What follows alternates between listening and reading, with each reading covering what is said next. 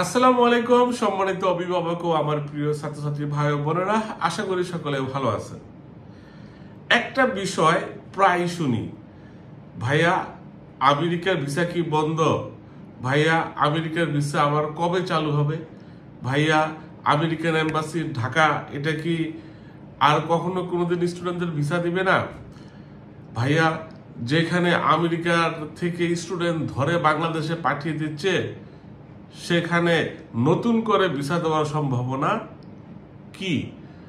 এই প্রশ্নগুলাই লাস্ট 6 মাস 1 বছর যাবতই শুনতেছি, স্পেশালি শুনতেছি লাস্ট 6 মান্থ যাবত। তো ভাবলাম এই বিষয়ে একটু কথা বলি। অনেকের এই বিষয়ে অনেক ভ্রান্ত ধারণা আছে, তো এই বিষয়ে আমার আলোচনা শোনার পরে অনেকে একটা ক্লিয়ার আইডিয়া পাবে। তো আমি ডিএম রফিকুল ইসলাম আজকে কথা বলছি আইডিয়াল ওভারসিজ এডুকেশনের অফিস থেকে। আপনাদের ভিসা প্রসেসিং, ইউনিভার্সিটির অ্যাপ্লিকেশন, স্কলারশিপ, ফান্ডিং, অ্যাসিস্ট্যান্টশিপ এইসব বিষয়ে যদি কোনো পরামর্শের প্রয়োজন হয় আপনারা আইডিয়াল ওভারসিজ এডুকেশনের সাথে যোগাযোগ করতে পারেন। তো প্রথমে যে কথাটি সেটা হচ্ছে যে শেষের প্রশ্নটি দিয়ে শুরু করি। আমেরিকা বাংলাদেশিদের যেহেতু ধরে ফেরত পাঠিয়ে দিচ্ছে, সেক্ষেত্রে নতুন করে আবেদন করে আমেরিকাতে যাওয়া যাবে কিনা। অনেকের মনে একটা ভীতিকর পরিস্থিতি যে ঢাকা এয়ারপোর্টে আমেরিকা থেকে অনেক স্টুডেন্ট বা অনেক স্টুডেন্ট ছাড়া অন্য বাংলাদেশি ভাই বোনদেরকে বাংলাদেশে ফেরত পাঠিয়েছে। এটার কারণটা কি? মূলত আমেরিকাতে যে সকল স্টুডেন্ট ভাই বোনেরা স্টাডি পারমিট বা স্টুডেন্ট ভিসা নিয়ে আমেরিকাতে গিয়েছিলেন, কিন্তু আমেরিকাতে যাওয়ার পরে ইউনিভার্সিটির সাথে কন্টিনিউ করেন নেই, না ইউনিভার্সিটির টিউশন ফি দিয়েছেন, না ইউনিভার্সিটির ক্লাস করেছেন, না ইউনিভার্সিটির সাথে কোনো কানেক্টেড ছিলেন। তো এই টাইপের স্টুডেন্টগুলাই ইউনিভার্সিটির সাথে কানেক্টেড না থাকার কারণে তাদের সেভিস আইডিটা ব্লক করে দেওয়া হয় এবং তাদের ভিসাটা ভ্যালিড থাকে না। তখনই একজন স্টুডেন্ট অবৈধ হয়ে যান। আমি আবারও বলছি, যে সকল স্টুডেন্ট ভাই বোনেরা স্টুডেন্ট ভিসার নাম করে আমেরিকাতে গিয়ে পড়াশোনা করেন নাই, ইউনিভার্সিটির সাথে কন্টিনিউ করেননি, ইউনিভার্সিটির টিউশন ফিসও আপনি জমা দেননি, সেক্ষেত্রে ইউনিভার্সিটি আপনাকে না পেয়ে আপনার সার্ভিস আইডিটা অফ করে দেয় বা রিভোক করে দেয় বা কার্টেল করে দেয়, সেক্ষেত্রে আপনি তখন অবৈধ হয়ে যাবেন। তখন আপনি যদি কোনো আবেদন অন্য ক্যাটাগরিতে আবেদন না করেন, সেক্ষেত্রে কিন্তু আপনাকে ইমিগ্রেশন পুলিশ পেলে আপনার ভিসা ভ্যালিড না থাকার কারণে বাংলাদেশে ফেরত পাঠাবে। এই অন্যভাবে অন্য ক্যাটাগরি যেরকম B1 B2 গিয়ে অনেকে আমেরিকাতে কাজ করে, যেখানে কাজ করার বা কোনো নিয়ম নাই, তো B1 B2 ভিসাতে গিয়ে আমেরিকাতে গিয়ে কাজ করেছেন এবং আপনি ওভারস্টে করেছেন, আপনার ভিসাটা শেষ হয়ে গেছে, এখন ইমিগ্রেশন অফিসারের নিকট আপনি ধরা পড়েছেন বা ইমিগ্রেশন পুলিশের নিকট আপনি ধরা পড়েছেন, আপনাকে কিন্তু বাংলাদেশে পাঠিয়ে দেবে। এমন কেউ হয় নাই যার ভিসা আছে তাকে জোরপূর্বক ধরে পাঠাইছে, এমন কোনো কিছু ঘটে নাই। যে যারা ইউনিভার্সিটিতে পড়াশোনা করতেছে, যারা সঠিকভাবে এক্সাম দিচ্ছে, ইউনিভার্সিটির সাথে কানেক্টেড, তাদেরকে পাঠিয়ে দিয়েছে। আপনি যখন আমেরিকার বিরুদ্ধে গিয়ে কোনো কাজ করবেন, আমেরিকান সরকারের বিরুদ্ধে যখন কাজ করবেন, তাদের তখনই কিন্তু প্রবলেমটা। যে সকল বাংলাদেশি ভাই বোনদেরকে বাংলাদেশে ফেরত পাঠাইছে তাদেরকে অবশ্যই সুস্পষ্ট অভিযোগের মাধ্যমেই কিন্তু বাংলাদেশে ফেরত পাঠাইছে। তাই আপনাদের ভয় পাওয়ার কোনো কারণ নাই। যারা আমেরিকাতে গিয়ে পড়াশোনা করার চিন্তা ভাবনা করতেছেন, আপনার যদি লক্ষ্য থাকে আমেরিকাতে গিয়ে পড়াশোনা করবেন এবং আমেরিকা বিরোধী যদি কোনো কর্মকাণ্ডের সাথে সংযুক্ত না থাকেন, সেক্ষেত্রে আপনাকে কখনোই আমেরিকার থেকে বাংলাদেশে ফেরত পাঠাবে না, আপনার ভিসাটা ব্লক করে দিবে না। আপনার ভিসা আপনার নষ্ট হয়ে যাবে বা আপনার ভিসাকে ইনভ্যালিড করে দেবে তখনই যখন আপনি কোনো ক্রাইম করবেন, যখন কোনো ক্রিমিনাল অ্যাক্টিভিটির সাথে সংযুক্ত থাকবেন, যখন ইউনিভার্সিটির সাথে কানেক্টেড থাকবেন না তখন। এইটা আপনি রিসেন্ট পত্র পত্রিকাগুলি দেখতে পাবেন যে বাংলাদেশিদের যখন বাংলাদেশে ফেরত পাঠায় আমেরিকাতে, সকলের প্রতি সুনির্দিষ্ট অভিযোগ ছিল এবং তাদের ভিসা গুলাই ইনভ্যালিড বা ভ্যালিড ছিল না, তাই তাদেরকে ফেরত পাঠাইছে। তাই যাদের অ্যাপ্লিকেশন করে আমেরিকাতে যারা আছে, যাদের ইউনিভার্সিটির সাথে কানেক্টেড আছে, তাদেরকে কিন্তু ফেরত পাঠাই নাই। তো আপনি যদি জেনুইন স্টুডেন্ট হন, আমেরিকাতে গিয়ে যদি আসলেই পড়াশোনা করতে চান, আপনি বুক ফুলায় আবেদন করবেন, আপনি ওখানে বুক ফুলায় চলাফেরা করবেন। আপনি নিয়ম কানুন রুলস রেগুলেশন প্রত্যেকটা দেশেই আছে, এগুলাই যদি রেসপেক্ট করেন, রুল যদি মেনে চলেন, আপনার ভয় পাওয়ার কোনো কারণ নাই। আপনি আমেরিকাতে আবেদন করেন। এখন আসেন, আমেরিকান এম্বাসি কি বন্ধ হয়ে গেছে? ভাইয়া, আসলে আমেরিকান এম্বাসি বাংলাদেশে কখনো কোনোদিন বন্ধ ছিল না বা হয় নাই, বা ভিসা আবেদন গ্রহণ করেন নাই এমনটা কখনো কোনোদিন হয় নাই। আপনি যদি ঢাকা আমেরিকান এম্বাসির একটা ফেসবুক পেজ আছে, আপনি যদি সময়ের অভাবে যেতে না পারেন এম্বাসিতে, ফেসবুক পেজটাও যদি আপনি ফলো দিয়ে রাখেন, আপনি কিন্তু দেখবেন প্রতিদিনই তাদের আপডেট। তো বন্ধ ছিল 2024 সালে যখন বাংলাদেশের ছাত্র আন্দোলন হয়, তখন সারা বাংলাদেশ এক প্রকার শাটডাউন ছিল। ওই সময় আমেরিকান এম্বাসি ও দেশের পরিস্থিতি খারাপ থাকার কারণে তখন কিন্তু এম্বাসিটা সাময়িক বন্ধ ছিল। ওইটা গত বছরই আবার চালু হয়ে গেছে।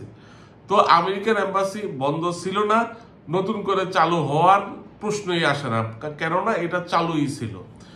এখন আসি যে আমেরিকার ভিসা কি নতুন করে দিবে? এখন আমেরিকাতে আবেদন করা কি ঠিক হবে?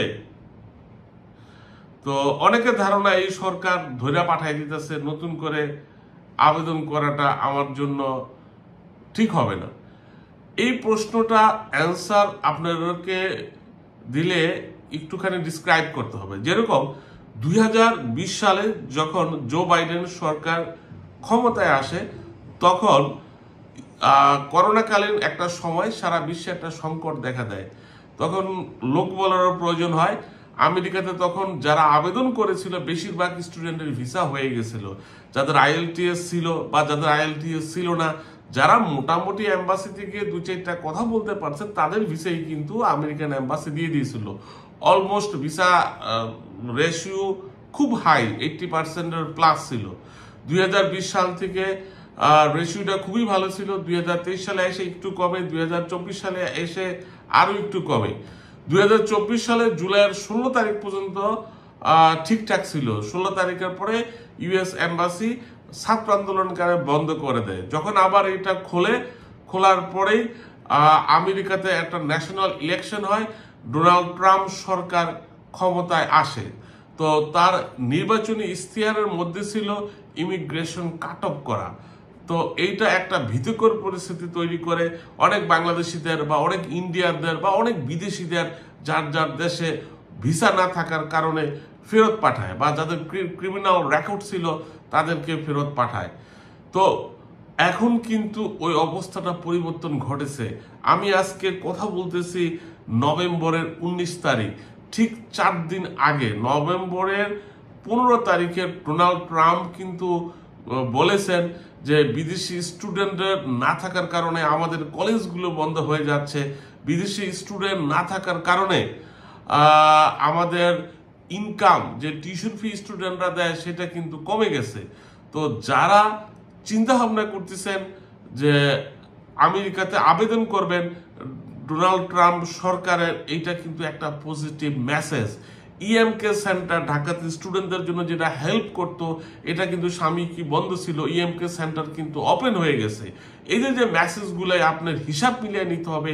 এই যে সরকার প্রধানের কথা এবং ইএমকে সেন্টার ওপেন হয়ে যাওয়া এবং নিয়মিতভাবে আবার স্টুডেন্টদের নিয়ে প্রশংসা করা, এগুলাই আসলে একটা মেসেজ যে হ্যাঁ, আমার বুঝে নিতে হবে এই কথাগুলোই পজিটিভ, এবং এই কথাগুলোর আলোকে আমেরিকার স্টুডেন্ট ভিসা রেশিও সামনে বাড়তে পারে। তবে হ্যাঁ, ঢালাওভাবে কাউকে ভিসা দেবে না। আপনি যদি ভিসা পাওয়ার যোগ্য হন, অবশ্যই আপনাকে ভিসা দেবে। আপনাকে প্রমাণ করতে হবে আপনি একজন জেনুইন স্টুডেন্ট। অনেকের ভ্রান্ত ধারণা আছে যে এজেন্সিগুলাই বুঝি আমাকে ভিসা নিয়ে দিতে পারবে, এজেন্সিগুলোর সাথে এম্বাসির ভালো সম্পর্ক আছে। টু বি অনেস্ট, এজেন্সিগুলোর এম্বাসিতে 2 পয়সার দাম নাই।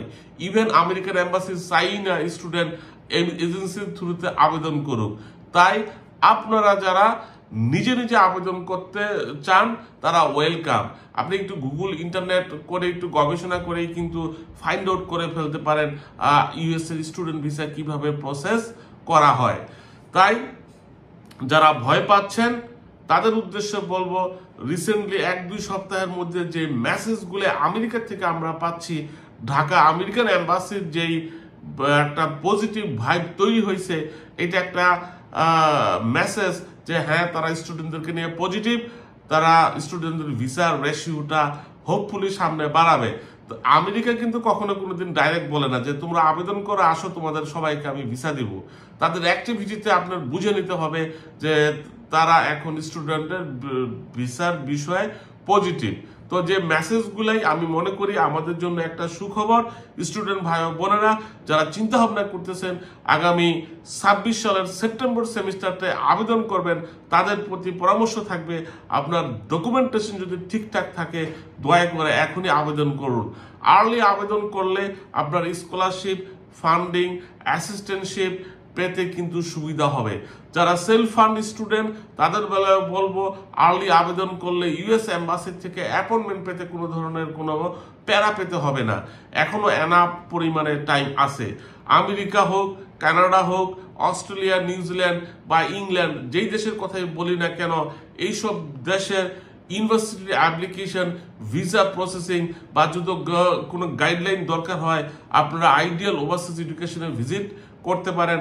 আমাদের দক্ষ টিম আপনাকে সবসময় হেল্প করতে প্রস্তুত। আমাদের অফিস ভিজিট করার জন্য বা পরামর্শ নেওয়ার জন্য কোনো ধরনের কোনো ফি দিতে হবে না। তাই আমাদেরকে মেইল করতে পারেন, ফোন করতে পারেন, অথবা সরাসরি আমাদের এক্সপার্ট টিমের সাথে কথা বলতে পারেন। আমেরিকার বিষয়ে বা কানাডার বিষয়ে বা অন্যান্য দেশের বিষয়ে আপনাদের যে কোনো প্রশ্ন থাকলে কমেন্ট বক্সে করতে পারেন। আশা করি উত্তর দেওয়ার চেষ্টা করব। আপনাদের সকলের প্রতি রইল শুভকামনা।